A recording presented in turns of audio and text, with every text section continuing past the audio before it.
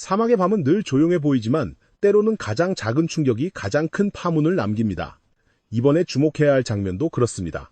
사우디아라비아의 수도 리야드에서 미국 외교시설과 연결된 한 민감한 거점이 드론 공격을 받은 것으로 전해지면서 중동 전체의 긴장은 다시 한번 미묘하게 흔들리기 시작했습니다.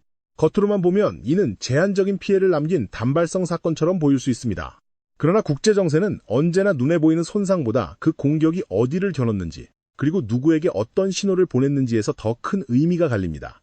바로 그 점에서 이번 사건은 단순한 시설 타격이 아니라 보이지 않는 힘의 균형을 시험하는 상징적 충돌로 읽히고 있습니다. 현재 알려진 정황만 놓고 보면 실제 물리적 피해는 제한적이었고 인명피해 역시 크지 않았다는 인식이 우세합니다. 하지만 이 장면의 본질은 파괴의 규모가 아니라 표적의 성격에 있습니다. 중동 한복판에서 미국 정보자산과 연결된 장소가 직접 겨냥되었다는 사실 자체가 강한 정치적 메시지를 만들어내기 때문입니다. 이는 군사적으로 거대한 타격이 아닐 수 있어도 심리적으로는 분명한 흔들림을 남깁니다. 누군가는 이것을 체제 간 신경전의 연장선으로 볼 것이고 또 다른 누군가는 앞으로 더 큰 대응을 예고하는 시험 탐색이라고 해석할 것입니다. 결국 이 사건은 한 발의 드론이 아니라 누가 어디까지 손을 뻗을 수 있는지를 보여주는 신호탄처럼 받아들여지고 있습니다. 특히 이런 공격이 주는 압박은 숫자로만 설명되지 않습니다. 공격 대상이 상징성을 뺄수록 그 파장은 현장의 피해를 넘어 외교와 정보, 군사 계산 전체로 번지게 됩니다.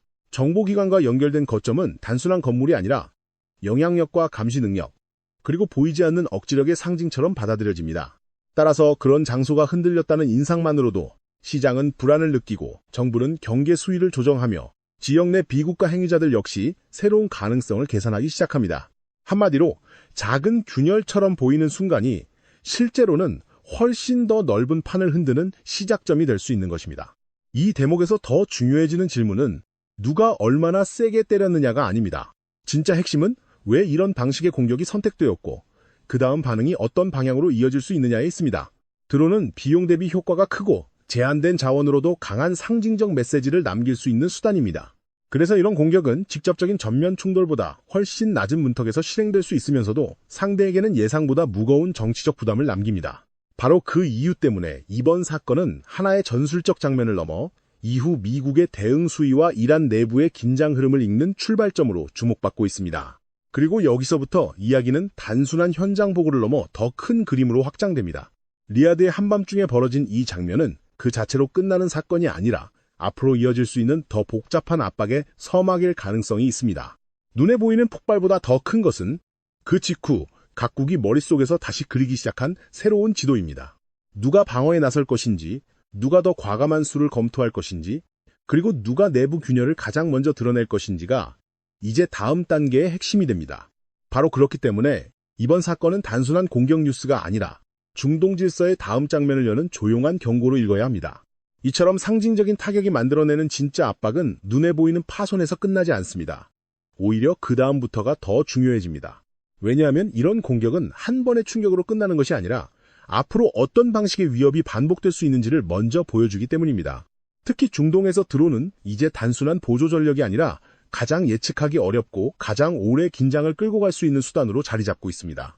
거대한 전투기나 미사일처럼 눈에 잘 보이는 전력은 탐지와 대응의 틀이 어느 정도 정해져 있지만 드론은 훨씬 낮은 비용으로 훨씬 더 유연하게 그리고 훨씬 더 분산된 형태로 움직일 수 있습니다. 바로 그 점 때문에 국가의 방어 체계는 한 번의 대형 충돌보다 여러 차례의 작은 침투에 더 쉽게 피로해집니다.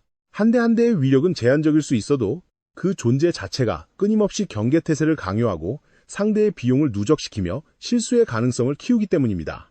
더구나 드론의 가장 큰 위협은 공격력 자체보다 불확실성에 있습니다. 어디에서 날아오는지, 누가 운용하는지, 어느 지점이 다음 표적이 될지 그 모든 것이 완전히 드러나지 않는 상태가 지속될수록 방어하는 쪽은 전략적으로 더 불리해집니다. 그래서 이번 사건 역시 단순히 한 개의 비행체가 특정 시설을 겨냥했다는 사실보다 앞으로도 이와 유사한 방식의 압박이 반복될 수 있다는 인식을 남긴다는 점에서 더 무겁게 받아들여집니다. 이는 곧 미국이 더 이상 개별 공격만 막는 방식으로는 충분하지 않다고 느끼게 만들 수 있습니다. 눈앞에 기체를 격추하는 것을 넘어 발사 지점과 보급망, 협력 세력, 그리고 배후의 의도까지 함께 계산해야 하는 국면으로 넘어가게 되는 것입니다. 바로 이 지점에서 한밤중의 공격은 단순한 사건이 아니라 다음 단계 대응을 재설계하게 만드는 경고가 됩니다. 이제 시선은 자연스럽게 워싱턴으로 향합니다. 미국이 실제로 어떤 수를 둘 것인지는 누구도 단정할 수 없지만 더 중요한 것은 미국이 스스로의 선택지를 닫지 않으려 한다는 인상입니다. 국제정세에서 때로 가장 강한 메시지는 확실한 선언이 아니라 확실한 부정이 없는 태도에서 나옵니다. 가능성을 열어둔 채 말을 아끼는 자세는 상대에게 훨씬 더 큰 부담을 줍니다. 왜냐하면 상대는 현실적으로 가장 불리한 경우까지 계산해야 하기 때문입니다. 이것이 바로 전략적 모호성의 힘입니다. 실제 행동에 나서지 않더라도 행동에 나설 수 있다는 인상을 유지하는 것만으로도 상대의 병력 배치와 내부 판단, 외교적 움직임을 흔들 수 있습니다. 다시 말해 전쟁은 언제나 총성과 폭발만으로 진행되지 않습니다. 때로는 말하지 않는 문장과 닿지 않은 선택지가 더 강한 압박으로 작용합니다. 바로 그래서 최근의 분위기에서 읽히는 핵심은 미국이 당장 무엇을 하겠다고 못 박는가가 아니라 어디까지 갈 수 있는지 스스로 제한하지 않으려 한다는 점입니다. 이런 태도는 협상에서 우위를 만들고 동시에 이란 내부의 심리적 부담을 키우는 역할을 합니다. 상대가 외부 공격뿐 아니라 더 큰 개입 가능성까지 함께 계산해야 하는 순간 군사적 대응은 물론 정치적 결속도 흔들리기 시작합니다. 결국 지금의 긴장은 단순히 무기가 오가는 충돌이 아니라 누가 더 넓은 선택지를 가진 것처럼 보이느냐를 둘러싼 심리전이기도 합니다. 그리고 그 심리전이 길어질수록 전선은 국경 밖이 아니라 국가 내부의 불안으로 이어질 가능성이 커집니다. 바로 그 대목에서 다음 이야기는 더 민감해집니다. 이제 관심은 직접적인 군사 충돌보다 이란 내부의 균열이 어떤 방식으로 외부 압박과 연결될 수 있는지로 넘어가기 시작합니다. 그렇게 외부의 압박이 선택지의 문제로 확대되는 순간 시선은 자연스럽게 이란의 국경선 안쪽으로 더 깊이 들어가게 됩니다. 왜냐하면 어느 체제든 가장 민감하게 반응하는 지점은 외부의 폭격 그 자체가 아니라 그 충격이 내부의 균열과 연결되는 순간이기 때문입니다. 바로 이 지점에서 서부 이란의 쿠르드 지역은 단순한 주변부가 아니라 중앙 권력이 가장 예민하게 바라볼 수밖에 없는 공간으로 떠오릅니다. 이 지역은 지리적으로 이라크와 맞닿아 있고 역사적으로도 중앙정부와 긴장이 반복되어 온 기억을 안고 있습니다. 평소에는 통제 가능한 불만처럼 보일 수 있지만 외부 압박이 커지고 중앙의 시선이 여러 방향으로 분산되기 시작하면 이런 지역은 순식간에 전체 판세를 흔드는 민감한 축으로 바뀔 수 있습니다. 쿠르드 문제가 중요한 이유는 단지 특정 지역의 불만 때문만이 아닙니다. 더 본질적인 이유는 그 지역이 국경과 연결되어 있고 외부 세력과 내부 불안이 만나는 접점이 될 수 있기 때문입니다. 만약 중앙정부가 서부 국경의 움직임을 경계해야 한다고 느끼는 순간 그 자체만으로도 병력과 정보자산, 감시 역량이 그쪽으로 쏠리게 됩니다. 그러면 수도와 주요 도시, 다른 전략 거점에 배치할 수 있는 여유는 줄어들 수밖에 없습니다. 이것이 바로 국경 지역의 긴장이 위험한 이유입니다. 실제로 전면 충돌이 벌어지지 않더라도 중앙 권력이 그 가능성을 두려워하는 것만으로도 이미 억제력은 분산되기 시작합니다. 다시 말해 서부의 쿠르드 문제는 하나의 지역 현안이 아니라 국가 전체의 대응 리듬을 흔들 수 있는 구조적 변수로 작동합니다. 여기서 더 주목해야 할 것은 이란이 외부의 직접 개입보다도 이런 간접 압박에 더 필요해질 수 있다는 점입니다. 만약 국경 바깥에 있는 세력과 국경 안쪽의 반체제 분위기가 서로 호응하기 시작한다면 문제는 단순한 군사 충돌이 아니라 통제의 지속 가능성으로 바뀝니다. 중앙정부 입장에서는 모든 움직임이 실제 공격인지 사전 정지 작업인지 혹은 심리전의 일부인지 끝까지 확신하기 어렵습니다. 바로 이 불확실성이 체제를 소모시킵니다. 한 방향에서만 위기가 온다면 강한 대응으로 봉합할 수 있지만 여러 가능성이 동시에 열려있는 순간에는 판단이 늦어지고 그 지연이 또 다른 불안을 키우게 됩니다. 결국 쿠르드 지역은 단순히 누가 어디서 움직이느냐의 문제가 아니라 중앙 권력이 얼마나 빠르고 정확하게 질서를 유지할 수 있느냐를 시험하는 공간이 됩니다. 그리고 바로 그때 이란의 부담은 서부에만 머물지 않을 수 있다는 점이 더 큰 긴장을 만듭니다. 국가가 가장 취약해지는 순간은 하나의 큰 적과 맞설 때가 아니라 서로 다른 성격의 위기가 여러 방향에서 동시에 올라올 때입니다. 그런 의미에서 남동부의 발루치 지역은 또 하나의 민감한 축으로 떠오릅니다. 이 지역은 오랫동안 주변화와 긴장 그리고 국가와의 불편한 관계가 겹쳐져 온 공간으로 인식되어 왔습니다. 따라서 중앙 권력이 외부 충격과 서부 국경 문제로 이미 신경을 곤두세우고 있는 상황이라면 남동부에서의 작은 충돌이나 산발적 공격도 예상보다 훨씬 큰 부담으로 번질 수 있습니다. 특히 이런 지역에서는 사건 하나하나의 규모보다 그것이 어떤 흐름의 시작으로 해석되느냐가 더 중요합니다. 중앙정부가 이것을 단순한 치안 문제로 볼 수 없게 되는 순간 이미 국가 전체의 대응 체계는 더 넓게 흔들리기 시작합니다. 발루치 변수의 위험성은 서부의 쿠르드 변수와 결합할 때 더욱 커집니다. 서쪽과 남동쪽이 동시에 불안정해진다는 것은 단순히 두 개의 사건이 발생한다는 뜻이 아닙니다. 그것은 한 국가의 안보장치가 서로 다른 전장에 동시에 반응해야 한다는 뜻이고, 그 과정에서 가장 중요한 시간과 집중력이 빠르게 소모된다는 뜻입니다. 병력은 무한하지 않고 정보 판단 능력도 무한하지 않으며 정치 지도부의 결정 속도 역시 압박이 겹칠수록 둔해질 수 있습니다. 바로 여기에서 다중 압박의 본질이 드러납니다. 강한 국가도 하나의 큰 충격은 견딜 수 있습니다. 그러나 여러 방향에서 동시에 밀려오는 균열은 각각의 규모가 크지 않아도 전체 체제를 더 빠르게 지치게 만듭니다. 결국 지금의 핵심은 어느 한 지역이 단독으로 판을 뒤집는가가 아니라 서로 다른 불안 요소들이 같은 시기에 겹치며 중앙의 통제력을 얼마나 약화시키느냐에 있습니다.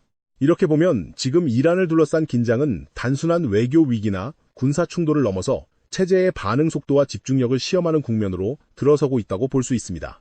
서부에서 쿠르드 문제가, 남동부에서 발루치 문제가 각각 독립적으로 존재하는 것처럼 보여도 중앙 권력 입장에서는 둘 다 결국 같은 질문으로 이어집니다. 어느 곳에 먼저 힘을 써야 하는가? 무엇을 실제 위협으로 보고 무엇을 심리전으로 간주해야 하는가? 그리고 가장 중요한 것은 이런 선택의 순간이 길어질수록 시민들이 느끼는 불안과 권력 내부의 긴장도 함께 커질 수 있다는 점입니다. 바로 그렇기 때문에 지금의 상황은 총성이 울리는 전선만으로 설명할 수 없습니다. 진짜 전선은 국가가 여러 방향의 압박 속에서도 일관된 통제력을 유지할 수 있는지, 아니면 보이지 않는 균열이 먼저 퍼져나갈 것인지에 놓여 있습니다. 그리고 이 지점에서 다음으로 보아야 할 것은 단순한 충돌의 확대 여부가 아니라 이러한 압박이 결국 이란이라는 국가의 중심부를 어디까지 흔들 수 있느냐는 더 근본적인 질문입니다. 바로 그 질문 앞에서 이번 사태의 본질은 더욱 분명해집니다. 지금 흔들리고 있는 것은 단순히 국경 주변의 긴장이나 일시적인 군사 충돌이 아닙니다. 진짜 시험대에 오른 것은 이란이 외부 압박과 내부 불안을 동시에 마주한 상태에서도 얼마나 오래 국가의 중심을 붙들어 둘 수 있느냐는 점입니다. 한 번의 공격은 견딜 수 있습니다. 한 지역의 소요도 봉합할 수 있습니다. 그러나 상징적 타격이 이어지고 드론 위협이 심리적 피로를 키우며 국경지대의 민감한 지역들이 동시에 흔들리기 시작하면 문제는 전혀 다른 차원으로 넘어갑니다. 그때부터는 누가 더 강한 무기를 가졌는가 보다 누가 더 오랫동안 질서를 유지할 수 있는가가 훨씬 더 중요해집니다. 국가는 종종 외부의 충격 때문에 무너지는 것이 아니라 그 충격이 내부의 균열과 맞물릴 때 급격히 약해집니다. 중앙 권력이 모든 방향을 동시에 주시해야 하는 순간 대응은 느려지고 판단은 더 조심스러워집니다. 그리고 그런 지연이 반복될수록 현장에서는 작은 불안이 더 큰 불신으로 자라날 수 있습니다. 결국 지금의 위기는 폭발의 크기로만 볼 수 없는 위기입니다. 눈에 보이는 표적보다 더 중요한 것은 그 뒤에서 누적되는 피로와 경계, 그리고 체제 안쪽에서 조금씩 커질 수 있는 불확실성입니다. 그래서 이번 국면을 읽을 때는 단순히 누가 먼저 공격했고 누가 더 강하게 보복할 것인가만 볼 것이 아니라 그 과정에서 이란이라는 국가의 통제 구조가 얼마나 흔들릴 수 있는지를 함께 봐야 합니다.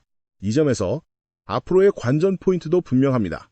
첫째는 외부 압박이 계속 높아질 것인가? 둘째는 국경 주변의 긴장이 실제 내부 혼란으로 이어질 것인가? 셋째는 중앙 권력이 이런 여러 겹의 충격 속에서도 일관된 대응 리듬을 유지할 수 있을 것인가입니다. 만약 이 세 축이 동시에 흔들린다면 이번 사태는 단순한 중동의 또 다른 충돌로 끝나지 않을 수 있습니다.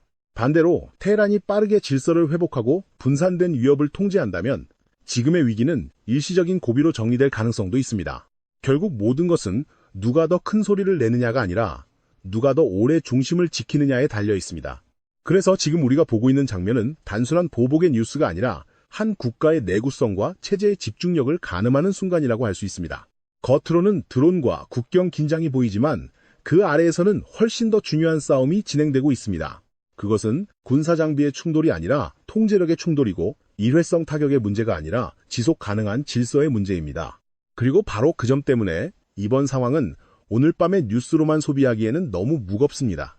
이란이 이 압박을 버텨내며 중심을 지킬지 아니면 여러 갈래의 긴장이 한꺼번에 체제의 균형을 흔들기 시작할지는 앞으로의 며칠이 결정하게 될 것입니다. 지금 중동에서 진짜로 시험받는 것은 화력의 크기가 아니라 흔들리는 순간에도 무너지지 않는 국가의 버티는 힘입니다.